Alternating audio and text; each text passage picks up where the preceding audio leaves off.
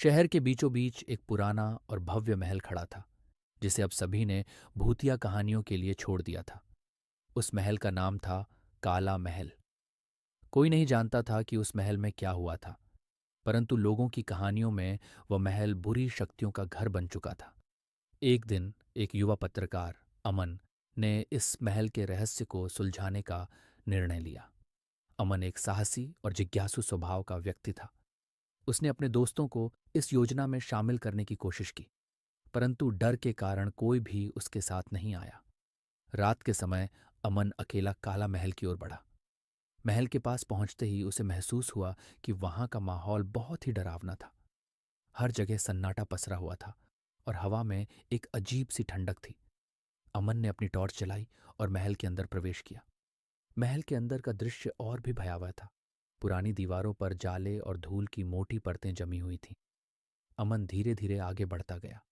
अचानक उसे किसी के कदमों की आवाज सुनाई दी।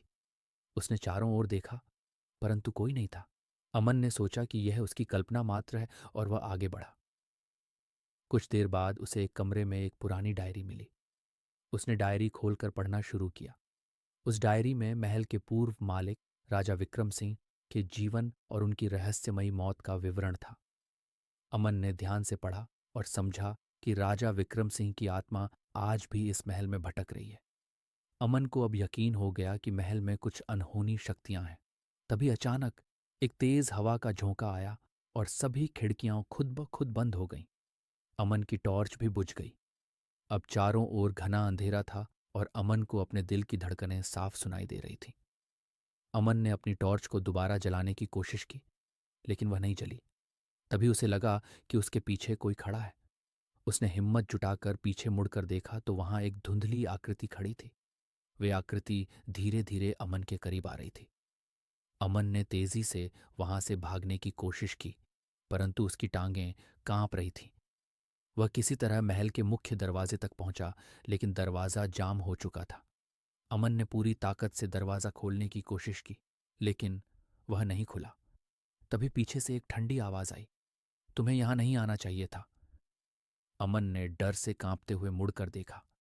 वह आकृति अब उसके सामने खड़ी थी। उसकी आंखों से खून की बूंदें टपक रही थीं और चेहरा विकृत था।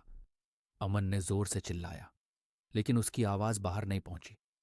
अचानक महल के सारे दरवाजे और खिड़कियां खुल गईं और एक जोरदार आवाज के साथ वह आकृति गायब हो गई। अमन तेजी से बाहर भागा और शहर की ओर लौट आया। उसने शहर के लोगों को महल की सच्चाई बताई, परंतु किसी ने उसकी बातों पर विश्वास नहीं किया।